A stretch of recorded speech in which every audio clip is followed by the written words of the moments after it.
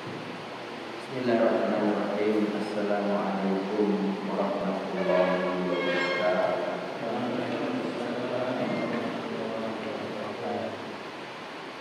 Alhamdulillahirabbil alamin wassalatu wassalamu ala imamil mursalin nabiyina Muhammadin wa ala alihi wa ashabihi ajma'in, amma ba'd.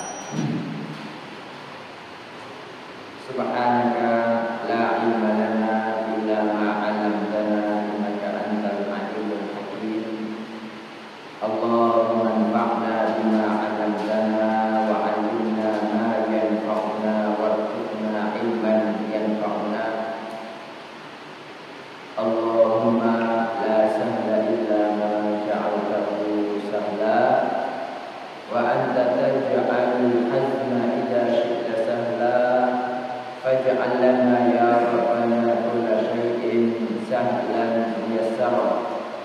Allahumma inna na'udzu bika min ilmin la yanfa' wa min qalbin la yakhsha' wa min nafsin la tashba' wa min da'watin la yustajabu laha. Rabbi shrah li sadri wa yassir li amri wahlul 'uqdatam min lisani yafqahu qawli. Amin. Bapak-bapak, ibu-ibu dan saudara sekalian yang diberkati Allah Ta'ala, alhamdulillah malam hari ini meskipun kondisinya hujan, Allah Ta'ala memudahkan kita semua datang ke tempat ini. Bapak Ibu, mudah-mudahan yang kita lakukan ini menjadi sebab datangnya rahmat, barokah, ridho dan ampunan Allah Ta'ala buat kita semua.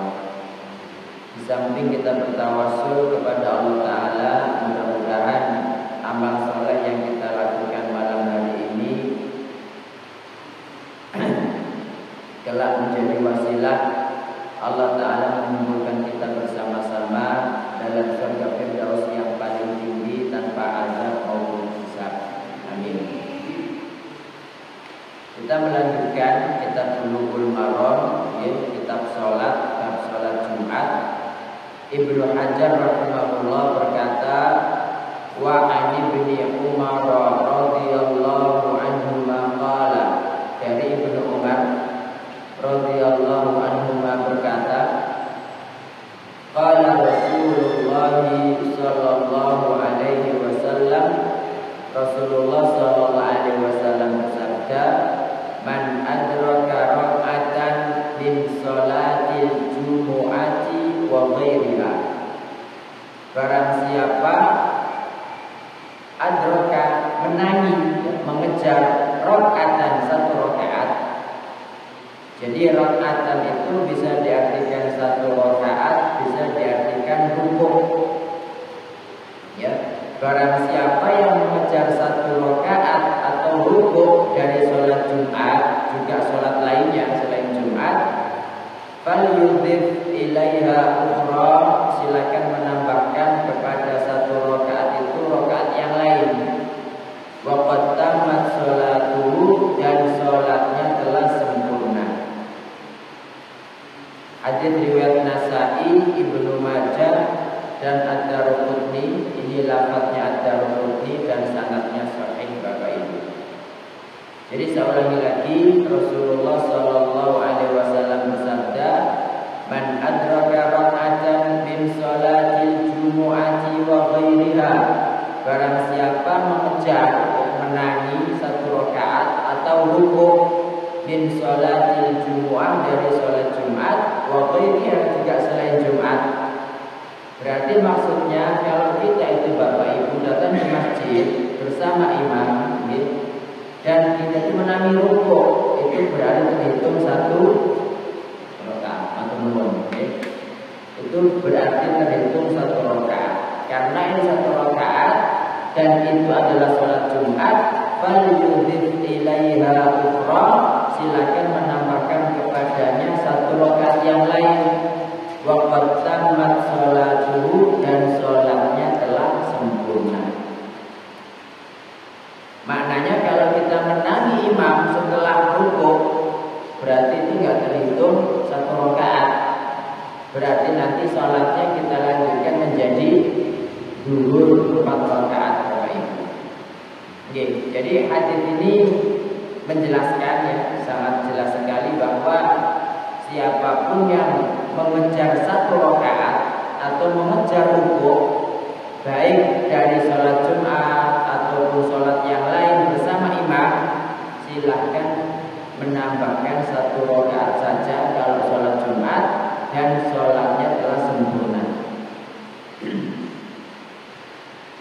Kemudian pemahaman kebalikannya ya, mafhum mukhalafahnya, berarti maknanya kalau dia itu tidak menangi rukuk, jadi menangi pas imam sudah sami Allahu liman hamidah atau menangi imam ketika sudah sujud, nah berarti di sini jangan dianggap 1 rakaat. Kalau itu ketika Jumatan, lanjut saja sholat 4 rakaat. Kemudian sabda Nabi Shallallahu Alaihi Wasallam dan lainnya itu maksudnya untuk sholat-sholat yang lain selain Jumat itu juga begitu Bapak Ibu. Jadi kalau kita mengejar imam rukuknya, jadi kita bisa Allahu Akbar takbiratul ihram, Allahu Akbar takbir rukuk, dan kita masih berdoa dengan rukuk, berarti itu terhitung 1 rakaat. Dalam hadis lain Nabi Shallallahu Alaihi Wasallam bersabda, "Man adraka raka'atan minas sholati adraka." Jadi barang siapa yang menangi 1 rukuk dari sholat, maka dia telah mengejar 1 rakaat. 1 rakaat. Bisa dipahami Bapak Ibu ya? Hadis berikutnya, wa an Jabir bin Samurah radhiyallahu anhu, dari Jabir bin Samurah radhiyallahu anhu, anna Nabiy sallallahu alaihi wasallam, bahwasanya Nabi sallallahu alaihi wasallam kana yakhutubu qa'iman, beliau biasa khutbah Jumat berdiri. Tsumma yajlis, kemudian duduk, ya, duduk di antara 2 khutbah. Tsumma yaqumu, kemudian berdiri lagi. Fayakhutubu qa'iman, beliau berkhutbah dengan berdiri. Faman amba'aka annahu kana yakhutubu jalisan, barang siapa memberitahumu bahwa Nabi sallallahu alaihi wasallam khutbah dengan duduk, faqad kadzaba, sungguh dia telah berkata dusta. Rawahu Muslim, hadis riwayat Muslim Bapak Ibu. Jadi hadis ini sahih. Hadis ini menjelaskan satu, bahwasanya khotib ketika menyampaikan ceramahnya Bapak Ibu ketika Jumatan itu harus duduk atau berdiri, harus berdiri. Makanya dalam hadis itu yang dulu sempat kita bahas, bahwa Nabi sedang khutbah kemudian ditinggal sama jamaah para sahabat karena mereka belum tahu hukumnya. Ketika ada kafilah dari Bahrain kan, tinggal 12 orang, kata Allah Ta'ala, wa tarakuka qa'imah, dan mereka meninggalkan Muhammad dalam kondisi berdiri. Ini berarti Bapak Ibu menunjukkan bahwa khotib ketika Jumatan itu harus berdiri. Kenapa harus berdiri? Karena dengan berdiri itu satu, idharul quwwati wan nasyat, ya, menampakkan kekuatan dan keaktifan. Wa minal hamasi fil ilqa, ya, kemudian lebih semangat ketika menyampaikan. Wa min isma'il hadirin, lebih membuat para jamaah terdengar, ya, lebih membuat para jamaah itu mendengar. Wa min ittiba'is sunnah, kemudian ini adalah mengikuti sunnah. Wa imtithalul Qur'an, dan mengikuti Al-Qur'an. Kemudian perintah juga untuk duduk di antara 2 khutbah itu dengan duduk yang sebentar Bapak Ibu untuk istirahat. Dan para ulama mengatakan kadar duduk di antara 2 khutbah ini adalah sekadar membaca surat Al-Ikhlas. Sekadar membaca surat Al-Ikhlas. Nah, Jabir bin Samurah di sini Bapak Ibu menjelaskan bahwa Nabi Shallallahu Alaihi Wasallam juga pernah khutbah dengan duduk. Kenapa dia menegaskan demikian? Karena ada pendapat yang mengatakan tidak apa-apa khutbah Jumat dengan duduk. Makanya dia betul-betul menyampaikan itu. Jika dia mengatakan bahwa Nabi Shallallahu Alaihi Wasallam khutbah dengan duduk, maka dia telah berkata dusta. Gitu. Hadis berikutnya Bapak Ibu, wa an Jabir bin Abdullah radhiyallahu anhu qala, dari Jabir bin Abdullah radhiyallahu anhu berkata, kana Rasulullah sallallahu alaihi wasallam, adalah Rasulullah sallallahu alaihi wasallam idza khataba, ketika beliau khutbah, ihmarrat ainahu, kedua matanya merah Bapak Ibu. Jadi kedua mata beliau merah. Wa ala sautu, suaranya keras. Washtadda ghadabuhu, keras marahnya. Hatta ka'annahu mudhil jaysh, hingga seakan-akan beliau itu memberi peringatan ya kepada tentara, kepada pasukan, yang mengatakan sabbahakum wa masakum, hati-hati itu loh musuh menyerang pada waktu subuh, hati-hati itu musuh menyerang pada waktu sore, masakum. Wa yaqulu, dan beliau mengatakan, amma ba'd, ya, fa inna khairal hadithi kitabullah, sebaik-baik perkataan adalah kitab Allah. Wa khairul hadyi hadyi Muhammadin, dan sebaik-baik tuntunan adalah tuntunan Muhammad sallallahu alaihi wasallam. Wa syarrul umuri muhdatsatuha, seburuk-buruk perkara adalah yang baru. Wa kullu bid'atin dhalalah, dan setiap bid'ah adalah sesat. Rawahu Muslim, hadis riwayat Muslim. Wa fi riwayatin lahu, sementara dalam riwayat Muslim yang lain, kanat khutbatun Nabi sallallahu alaihi wasallam yaumal Jumu'ah, adalah khutbahnya Nabi sallallahu alaihi wasallam pada hari Jumat, yahmadullah, memuji Allah taala, wa yusni alaihi, mengagungkan Allah taala, tsumma yaqulu ala ibtidzalika, kemudian setelah itu dia mengucapkan setelah itu, ya, tadi fa inna khairal hadits kitabullah wa qad ala sawtuhu, dan suara beliau keras gitu.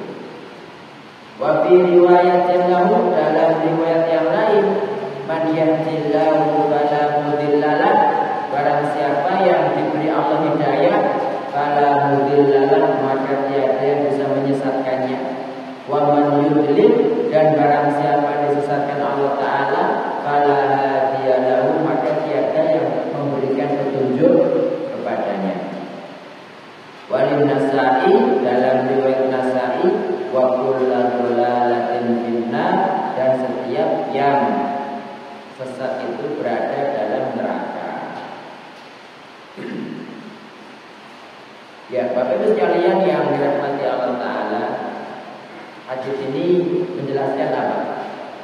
Menjelaskan bahwa khutbah Jumat, dua khutbah Jumat itu adalah disyariatkan. Makanya kalau ada orang yang sengaja datang Jumatan, memang sengaja datang pas qomat, maka Jumatannya tidak sah. Kecuali kalau memang dia berangkat awal, kemudian terkena macet, sampai masjid sudah qomat, nah itu beda lagi urusannya Bapak Ibu, ya, karena nggak ada niat kan. Kemudian Bapak Ibu, hadis ini menjelaskan tentang bagaimana sifat seorang khatib itu mestinya, ya. Jadi khatib itu kalau Nabi Shallallahu Alaihi Wasallam ini matanya merah, sampai kemudian beliau itu kayak marah gitu kan, dan suaranya keras. Nah, ini tidak lain kecuali agar biar jamaah tidak ngantuk Bapak Ibu. Ya. Agar jamaah tidak ngantuk. Dan khatib itu tugas intinya ketika khutbah adalah membangunkan hati manusia agar mereka itu kembali taat kepada Allah Ta'ala, agar mereka itu bertaubat kepada Allah Ta'ala, agar mereka itu meninggalkan maksiat. Ya. Nah tadi kan dikatakan Nabi sampai matanya merah, seakan-akan beliau apa? Memberi peringatan pasukan, hati-hati jangan lengah, nanti musuh datang waktu pagi. Hati-hati jangan lengah, nanti musuh datang waktu sore, begitu. Kemudian Bapak Ibu sekalian yang dirahmati Allah Ta'ala, mestinya khotib itu ya, ketika dia khutbah itu mengajak orang-orang untuk berpegang teguh kepada kitabullah.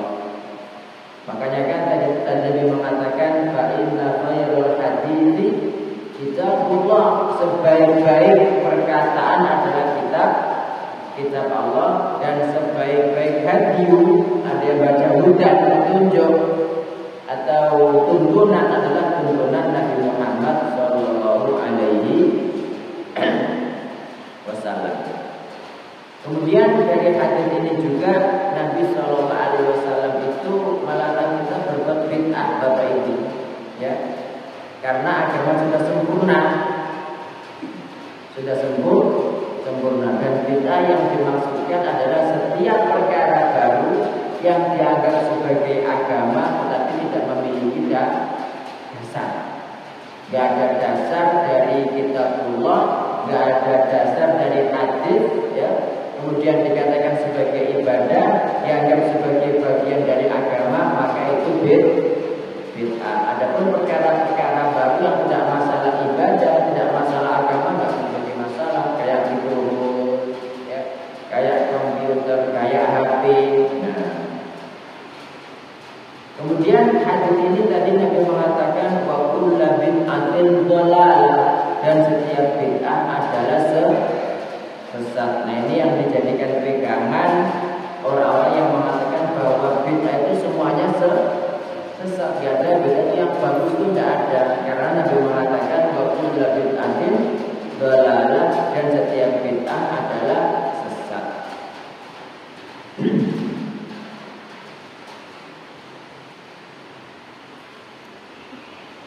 Kemudian dikatakan di sini an yakuna indahul qudratu, hendaknya khatib itu mempunyai kemampuan ala iqna isami'i, untuk apa iqna? Ala iqna isami'i, untuk membuat ridho, membuat puas ya, para pendengar, ya, para makmum, birra'il ladzi yad'u ilaihi, dengan pendapat yang dia sampaikan, bima yubdihi minal hujjati wal bayyinat, dengan mendatangkan hujah-hujah, dalil-dalil, ya, dan keterangan-keterangan. Maksudnya khatib itu harus memperkuat ucapannya dengan qala Allah, qala Rasul, begitu Bapak Ibu.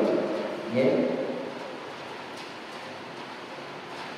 Ya, juga yang terakhir di sini dikatakan bahwa hendaknya khatib itu mempunyai kemampuan bagaimana agar semua hadirin, agar semua makmum, ya, itu mereka mendengarkan ceramahnya. Jadi makanya biasanya kan ketika ini kan khutbah hajat namanya, ya, khutbah hajat. Biasanya buat pernikahan ini dibaca gitu. Jadi innal hamdalillah nahmaduhu wa nasta'inuhu wa nastaghfiruh wa natubu ilaihi wa na'udzu billahi min syururi anfusina wa min sayyiati a'malina, man yahdihillahu fala mudilla lahu wa man yudlil fala hadiya lahu. Ya, terus apa?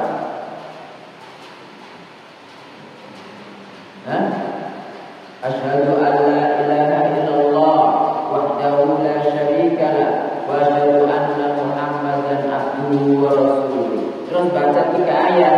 Ya ayyuhalladzina, ya ayyuhan nasu. Terus dibaca. Ya ayyuhalladzina amanu ya. Dalam kan sudah salawat tadi. Wa asyhadu anna Muhammadan abduhu wa rasuluhu. Setelah itu loh biasanya khutbah hajat. Ya ayyuhalladzina amanu apa? Ya ayyuhalladzina amanu taqullaha haqqa tuqatih wa la tamutunna illa wa antum muslimun. Bersama. Ya ayyuhan nasu taqu rabbakum alladzi khalaqakum min nafsin wahidah wa khalaqa minha zawjaha wa batha minhuma rijalan katsiran wa nisaa'a wattaqullaha alladzi tasaaluna bihi wal arham innallaha kana 'alaikum raqiba. Itu surat An-Nisa ayat 1. Terus ya ayyuhalladzina amanu taqullaha wa qulu qawlan sadida yuslih lakum a'malakum wa yaghfir lakum dhunubakum wa may yuti'illaha wa rasulahu faqad faza fawzan 'azima. Nah itu. Terus amma ba'd, hari ini fa inna asdaqal hadiits kitabullah. Ya, sebaik-baik perkataan adalah kitab Allah. Fa inna asdaqal hadiits, kan di sini fa inna khairul hadiits kitabullah wa khairul hadi hadi Muhammadin sallallahu alaihi wasallam wa syarrul umuri muhdatsatuha wa kullu muhdatsatin bid'ah wa kullu bid'atin dhalalah wa kullu dhalalatin finnar. Nah, selawatnya nanti berbagi dua. Pas mau doa, biasanya itu selawat. Innallaha wa malaikatahu yusholluna 'alan nabi ya ayyuhalladzina amanu shollu 'alaihi wa sallimu taslima. Baru kemudian doa. Jadi ini yang namanya khutbah hajat. Jadi intinya khotib itu Bapak Ibu ketika khutbah itu harus membuat para jamaah itu melek gitu loh. Kan kadang-kadang ada khotib itu beremeng, akhirnya ngantuk kabeh gitu kan. Jelasnya tidak ngantuk karena khotib malah ngantuk.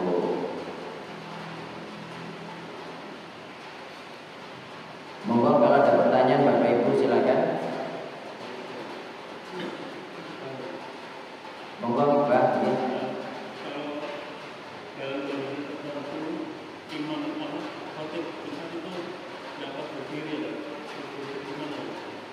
Gimana?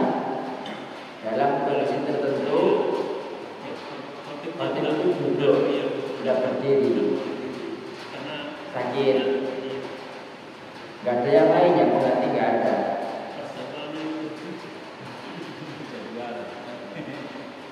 Iya, ya mestinya yang berdiri. Nabi kan menunjukkan berdiri. Tapi kalau memang kondisinya seperti itu nggak bisa berdiri, ya gimana lagi? Dan berarti duduknya juga duduk.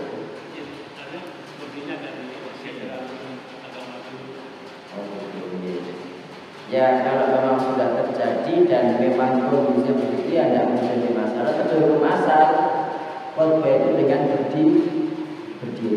Ya, khutbah itu karena Nabi Shallallahu Alaihi Wasallam mencontohkan ketika khutbah itu berdiri. Sampai-sampai Jabir tadi kan mengatakan barang siapa yang memberitakan bahwa Nabi itu khutbah dengan duduk, maka dia dusta, tidak benar itu kan katanya. Karena hukum asal adalah berdiri. Insyaallah begitu. Monggo yang lain silakan. Iya.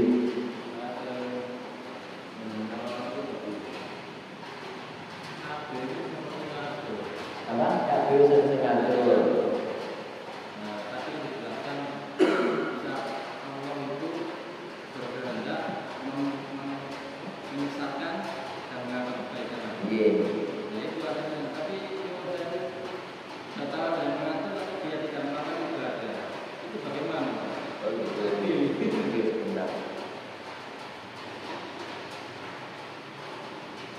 Jadi ini kan berkaitan dengan usaha takdir.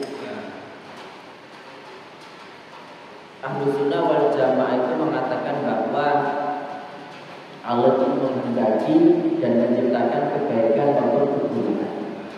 Itu akidah Ahlus Sunnah wal Jamaah dan itu yang sesuai dengan dalil. Jadi takdir itu kan ada 4 tingkatan ya. Pertama adalah ilmu.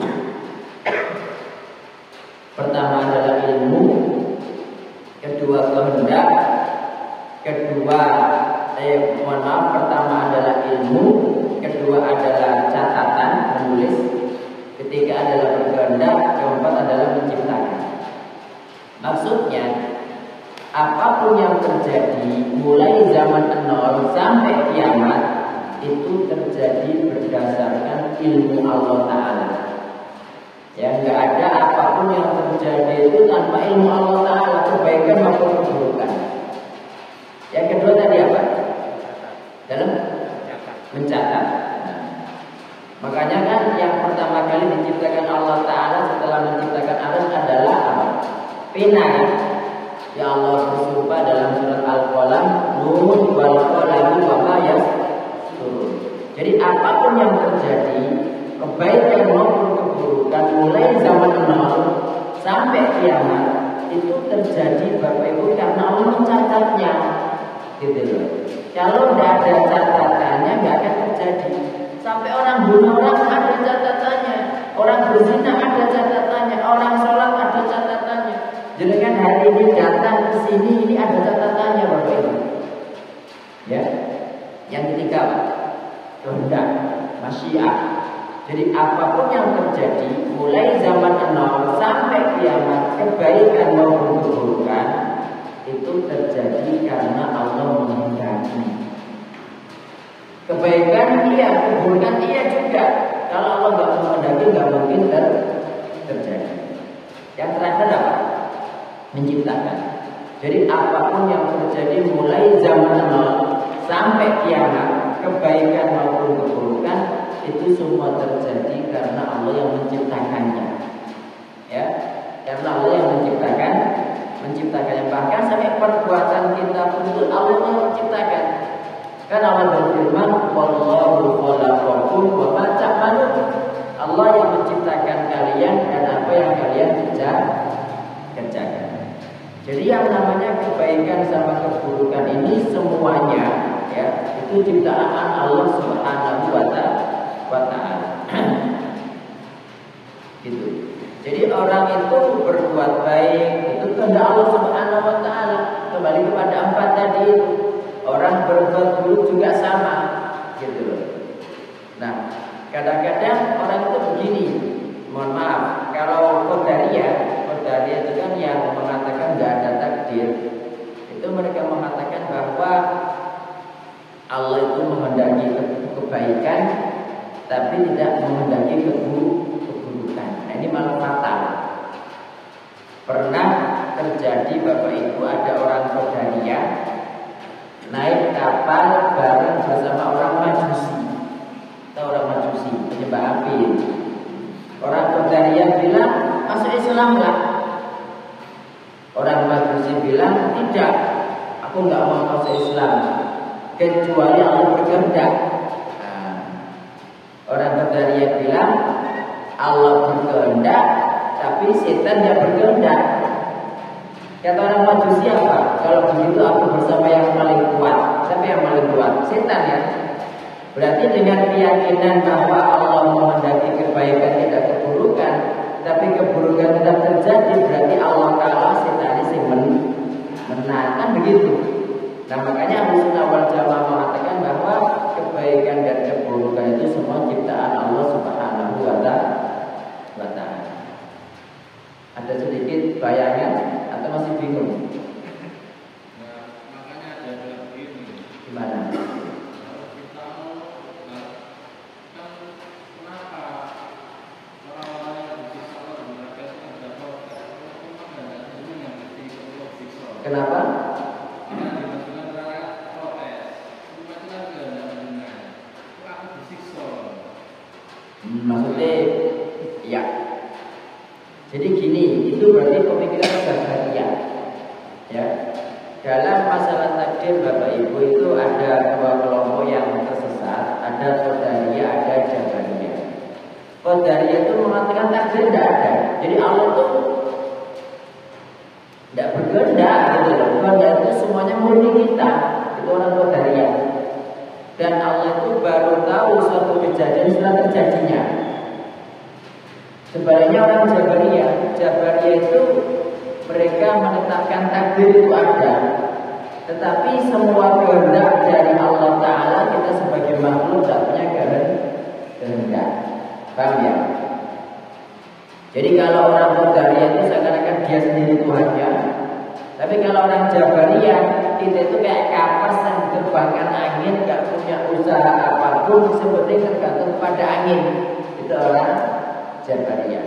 Makanya orang kafir mengatakan begini, ya. Nah, Allah itu loh, ya, Allah itu sudah menciptakan kita dalam kondisi kafir, tapi kenapa kok memasukkan kita dalam neraka? Karena dia berpedoman bahwa Allah maksa dia, ya kan? Mungkin dikatakan benar kalau dia nggak dikasih akal, ya. Kalau Allah nggak menurunkan kitab suci, kalau Allah nggak mengirimkan Nabi Muhammad SAW, ya mana? Ya. Dan kita itu nggak boleh berdalil, ya, berdalil dengan takdir atas kemaksiatan kita. Apa maksudnya? Misalnya ada orang nyolong, aku lo nyolong karena takdir Allah Ta'ala. Jawaban Umar biasa juga motong tangan sampean karena takdir Allah Ta'ala, gitu. Jadi kalau ada orang melakukan dosa, kemudian dia beralasan ini loh karena takdir Allah Ta'ala, nah, kepalanya ceplak gitu. Marah mana? Enggak boleh marah, takdir kok gitu, ya. Kan sekarang. Ya, jadi itu orang Jabariyah. Jadi seakan-akan semuanya dari Allah Ta'ala, kita tidak punya kehendak, kita tidak punya kemampuan apapun gitu. Padahal kan Allah ngasih kita kan akal, kan bisa bedakan mana yang hak, mana yang batil. Makanya ketika akalnya tidak waras, dihisab tidak sama Allah Ta'ala orang gila itu, tidak kan? Makanya dikatakan bahwa pena itu diangkat dari 3 orang. Adil majnun, dari orang gila sampai sadar, dari orang tidur sampai bangun, dari anak kecil sampai balik, kan begitu. Jelas sekarang. Ya. Ada lagi yang ditanyakan Bapak Ibu? Monggo Pak. Di antara dua khutbah kan ada waktu rehat. Iya. Jadi jamaah itu apa ada dua tertentu? Selama ini kan jadwalnya kan dua, apa ada dua yang tertentu yang lebih? Iya. Kalau doa tertentu antara dua khutbah itu tidak ada. Ya ada, cuma yang khilaf di antara ulama itu kan ada waktu mustajab doa. Itu apakah pas itu atau ketika imam berdoa ketika mau selesai khutbah, ataukah setelah asar sampai menjelang maghrib. Jadi yang ulama khilaf, tetapi yang rajih itu pertama adalah setelah asar, waktu doa yang mustajab. Terus yang rajih itu sejak imam naik mimbar sampai dia turun, itu juga waktu mustajab doa. Nah, karena sebentar kan, kalau tadi kan ukurannya seukuran baca surat Al-Ikhlas. Nah, ya paling kalau begitu doa sing paling apa ya mesti kita lanjutkan ya Rabbana atina fid dunya hasanah wa fil akhirati hasanah wa qina adzabannar. Itu aja. Ya. Atau kita baca Rabbana atina itu Rabbighfirli wa li walidayya warhamhuma kama rabbayani shaghira. Itu paling imam sudah naik lagi. Ya, Rabbana hab lana min azwajina wa dhurriyyatina qurrata a'yun. Pokoknya doa apapun yang maksud itu yang datang dari Nabi SAW atau dari Al-Quran yang memang pas sesuai kebutuhan kita, itu kita ucapkan. Adapun kalau doa khusus tidak ada. Yang paling lengkap ya doa Rabbana atina fid dunya hasanah wa fil akhirati hasanah wa qina adzabannar.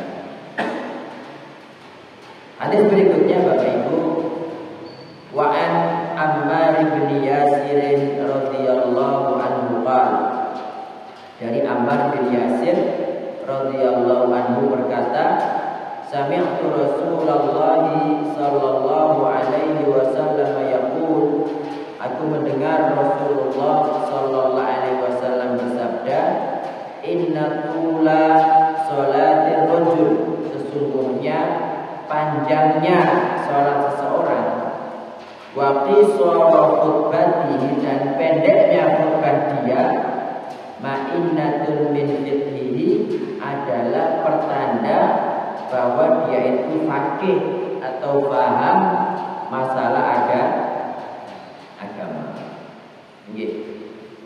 Ini jelas sekali Bapak Ibu.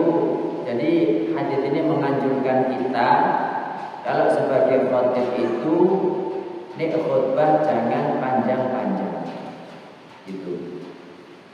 Nah, maksud jangan panjang-panjang di sini ini singkat padat mengena gitu loh. Kan kadang-kadang ada khotib itu melangkung marah, mari apa dibahas kalau itu gak jelas gitu. Nah, ini maksudnya singkat padat. Ya, singkat padat. Apalagi kalau mungkin di daerah yang di situ banyak pegawai ya. Sing sementara waktu istirahat cuma sebentar, baru makan siang dia suwine gak mari-mari malah gak khusyuk itu. Makanya kadang-kadang di masjid itu ditulisi maksimal berapa? Di sini ditulis betul Pak? Maksimal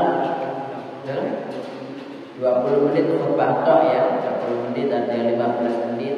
Gitu. Jadi inti-intinya aja ayat 1, ayat 2 dijelaskan.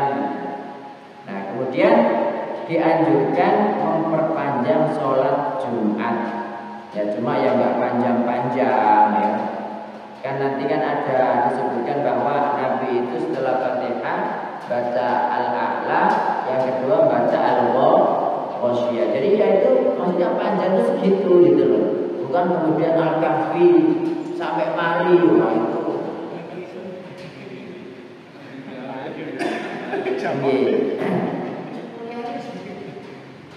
Jadi memang khutbah itu dianjurkan untuk singkat dan padat, jelas ya, enggak panjang-panjang. Tapi kalau misalnya perlu suatu ketika ada penjelasan yang perlu agak panjang dikit ya enggak menjadi masalah, karena perintah di sini bukan suatu kewajiban tapi suatu afdholiyah. Itu Bapak Ibu. Hadis berikutnya, wa an Ummi Hisyam, dari Ummu Hisyam binti Harithah ibnu Nu'man radhiyallahu anha qalat, ma akhadtu qaf wal Qur'anil Majid illa ala lisani Rasulillah sallallahu alaihi wasallam. Aku tidak menghafal, Masya Allah, surat Qaf wal Qur'anil Majid kecuali dari lisan Rasul sallallahu alaihi wasallam yang beliau baca kulla Jumu'atin setiap Jumat alal mimbar, di atas mimbar, idza khataban nasa, ketika beliau berkhutbah kepada manusia. Jadi saya ulangi, kata Ummu Hisyam binti Harithah ini, aku tidak menghafal surat Qaf wal Qur'anil Majid ya, kecuali dari lisan Rasul sallallahu alaihi wasallam. Beliau membacanya setiap Jumat di atas mimbar ketika khutbah kepada manusia. Jadi bukan ketika sholat, enggak. Nah, ini menunjukkan apa Bapak Ibu? Menunjukkan bahwa ketika khutbah itu dianjurkan kita baca surat Qaf atau menafsirkan surat Qaf. Pokoknya baca surat Qaf itu. Ini banyak sekali dilakukan Rasul sallallahu alaihi wasallam. Dan ini kan diulang-ulang terus kan. Itu yang pertama. Yang kedua, mengapa Nabi sallallahu alaihi wasallam memilih surat Qaf untuk dijelaskan kepada para jamaah Bapak Ibu? Karena surat Qaf ini ya mencakup tentang satu kebaikan maupun keburukan, dijelaskan dalam surat Qaf. Surat Qaf ini juga menjelaskan tentang hari kebangkitan, tentang kematian, ada surga, ada neraka, ada peringatan-peringatan keras, ada ancaman-ancaman gitu. Sehingga ini sangat bagus kalau disampaikan kepada para jamaah gitu. Pelajaran lainnya, khotib itu ketika ceramah disyariatkan membaca sedikit ya sebagian ayat dari Al-Qur'an. Ini wajib ya. Ini wajib. Karena ya memang khotib itu kan yang diucapkan harus qala Allah, qala Rasul, qala Allah, qala Rasul gitu. Kadang-kadang ada orang itu ngimpi wong dibuat jadi dalil, itu apa itu gitu kan? Nah, kemudian pelajaran berikutnya Bapak Ibu yang namanya memberikan nasihat Jumatan itu berulang-ulang. Makanya kan tadi Ummu Syah mengatakan, aku tidak menghafal kecuali dari lisan Nabi ketika beliau khutbah di atas mimbar setiap Jumat. Itu maknanya diulang-ulang terus sampai hafal gitu Bapak Ibu. Sampai hafal. Makanya kadang-kadang kalau ada tema-tema yang bagus itu diulang sampai 2 kali tidak apa-apa. Ya, karena tujuan berorang itu ya kadang sing teko ngantuk, kadang apa gitu kan. Sehingga itu lebih mengena gitu. Ya. Kemudian pelajaran berikutnya Bapak Ibu sekalian yang dirahmati Allah Ta'ala, yang sesuai dengan yang dilakukan Nabi Shallallahu Alaihi Wasallam dalam surat Qaf, berarti yang mesti diingatkan khotib kepada para jamaah ya itu adalah mengingat mati. Orang sekarang kan tidak ingat mati Pak, karena tidak ingat mati apapun dosa dikerjakan, makan haram tidak peduli, tidak sholat tidak peduli, sholat ngawur tidak peduli gitu. Tapi ketika dia ingat mati, jadi saya mati, misalkan kita mati, habis ini gitu, terus siap tak kan gitu kan, orang kan mikir. Makanya Nabi Shallallahu Alaihi Wasallam mengatakan, akhiru dzikroha jibil ladzat, yakni al-maut, perbanyaklah mengingat penghancur kenikmatan, yakni kematian. Okay. Ada pertanyaan Bapak Ibu silakan.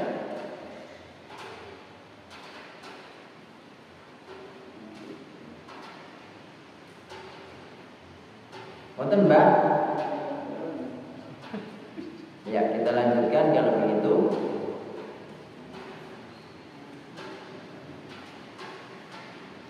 Wa an Ibnu Abbas radhiyallahu anhu qala, dari Ibnu Abbas radhiyallahu anhu berkata, qala Rasulullah sallallahu alaihi wasallam, Rasulullah sallallahu alaihi wasallam bersabda, man takallama yaumal jumu'ah, barang siapa berbicara pada hari Jumat, wal imamu yaktubu, dan imam sedang khutbah. Berarti catatannya nggak boleh ngomong itu ketika imam lagi khutbah. Ini misalnya imam sudah naik mimbar, sudah adzan, itu berarti nggak begitu dilarang gitu loh. Dilarang itu ketika imam berkhutbah. Fahuwa kama talil himar, maka dia seperti keledai, yahmilu asfaro, membawa kitab-kitab berat ya, jadi membawa kitab-kitab berat di atas punggungnya tapi dia tidak tahu isinya. Nah, Nabi Shallallahu Alaihi Wasallam menggambarkan orang yang berbicara ketika imam khutbah. Ya, ini juga dalil bahwasanya imam itu adalah khotib itu ya. Kan kadang-kadang di masjid itu khotibnya sendiri, imam sendiri. Nah, sesuai hadis ini imam itu adalah khotib. Jadi yang berkhutbah itu dialah imam sholatnya. Ya, man takallama yaumal jumu'ah, barang siapa yang berbicara pada hari Jumat, wal imamu yaktubu, dan imam khutbah, fahuwa kamatsalil himari, maka dia seperti keledai, yahmilu asfaro, yang membawa kitab-kitab berat. Kenapa disamakan dengan keledai? Karena dia kan bisa repot-repot datang Jumatan, mungkin dari jauh gitu kan. Akhirnya dia gak mendapatkan apa-apa. Gak mendapatkan apa-apa, sama seperti keledai yang membawa beban berat, kitab-kitab berat, tapi dia tidak tahu isinya. Walladhi yaqulu lahu, dan orang yang berkata kepadanya, ansit, diamlah, laisat lahu jumu'atun, maka dia tidak mendapatkan Jumat. Jadi ada yang mengatakan Jumatannya tidak sah, ada yang mengatakan pahalanya tidak sempurna. Wa huwa yufassiru hadits Abi Hurairah, dan ini menafsirkan hadits Abu Hurairah fi sahihaini, dalam as-sahihain, marfu'an, yang dari Nabi sallallahu alaihi wasallam bersabda, idza qulta li sahibika, jika kamu berkata kepada sahabatmu, ansit, diamlah, yaumal jumu'ah, pada hari Jumat, wal imamu yaktubu, dan imam lagi khutbah, faqad laqauta, maka kamu telah berbuat sia-sia. Nah, dalam riwayat lain, faman laqau, barang siapa yang berbuat sia-sia, fala Jum'ata lahu, maka tidak ada Jumat atasnya. Ya, ya tadi itu bisa Jumatannya tidak sah atau pahalanya sedikit sekali, Bapak Ibu. Jadi ini pelajarannya apa? Pelajaran pertama bahwasanya berbicara ketika khotib menyampaikan khutbah hukumnya apa? Hukumnya haram, ya, hukumnya haram. Nah, tetapi kalau di antara dua khutbah yang ketika khotib itu diam, boleh ngomong enggak? Boleh, cuma ya ini jangan disampaikan kepada orang-orang nanti saya nggak paham, malah dibuat kebiasaan seakan-akan boleh, kan gitu kan? Kemudian di sini juga kita disuruh apa? Haram hukumnya kalau kita bilang kepada orang menemong, gitu kan? Nah, jadi minimalnya itu untuk mengurangi itu di sini dikatakan untuk ngomongnya nggak boleh, tapi kalau isyarat itu tidak menjadi masalah, ya, tidak menjadi masalah.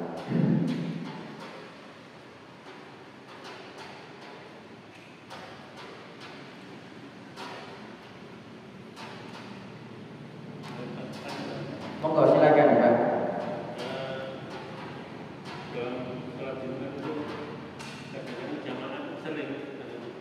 Itu datangnya setelah khotib itu kadang-kadang bentuknya pun tidak bisa langsung saya itu ada yang ngatur maju itu gimana, ada yang ngatur ini tidak masuk. Jadi sing ngatur-ngatur ini kalau memang petugas resmi dari masjid akan menjadi masalah. Ya, memang yaitu ya orang sekarang kan awam, banyak tidak ngerti gitu. Jadi yang ngatur-ngatur itu harus kewajiban gitu. Ngatur sok biar maju, biar anu sempurna gitu. Cuma yang mestinya itu kalau bisa terjadi sebelum khatib naik mimbar atau ketika sudah qomat. Nah, itu kenapa? Karena khatib naik mimbar aja cuma biasa. Ya, emang tadi itu loh, padahal kan pahalanya besar kan kita datang Jumatan itu. Ya, karena kurang ilmu, kurang iman sehingga seakan-akan Jumatan itu beban gitu. Padahal kan barang siapa yang datang semakin awal kan semakin besar pahalanya. Seperti orang yang mempersembahkan unta, berikutnya seperti mempersembahkan sapi, terus kambing dan lain sebagainya gitu. Jadi kalau ada tukang yang menyuruh maju itu tidak menjadi masalah, tidak menjadi masalah petugas. Cuma itu biasanya itu terjadi ketika imam belum naik mimbar, Dan sebetulnya imam itu ketika melihat di belakang maju dulu itu tidak apa-apa. Ada orang ngomong, hei menengok gitu ya, itu tidak menjadi masalah. Nanti ada hadisnya. Bahkan Nabi SAW itu pernah ada orang langsung duduk, ditanya sama beliau, sudah sholat tahiyyatul masjid gitu. Karena mungkin kan dari luar, BW sholat di luar gitu, rupanya belum. Kata beliau, sholat dulu baru duduk, kan begitu. Itu memang seharusnya imam itu begitu, khotib itu. Cuma nggak tahu orang zaman sekarang predikat gitu kan, cengkek malah nggak mau Jumat.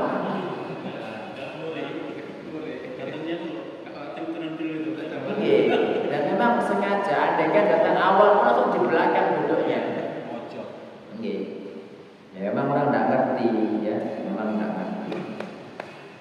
Yang alasannya apa kuat masih ono baik.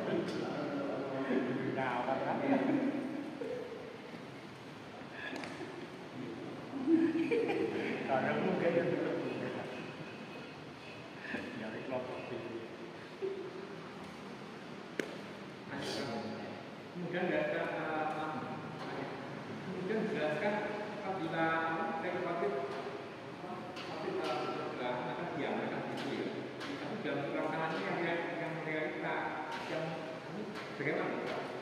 Yang gimana?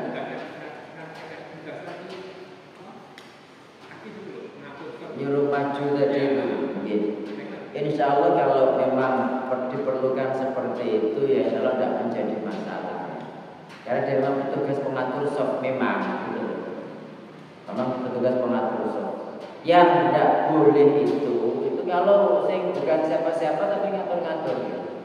Makanya tadi saya katakan kalau memang perlu seperti itu, kalau bisa itu sebelum imam atau khatib naik mimbar. Gitu.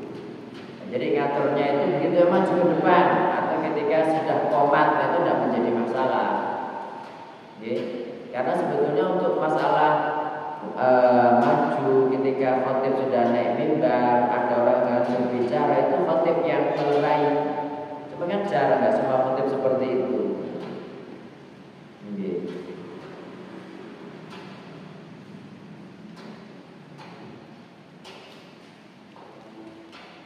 Jadi kalau begitu sampai di sini Bapak Ibu.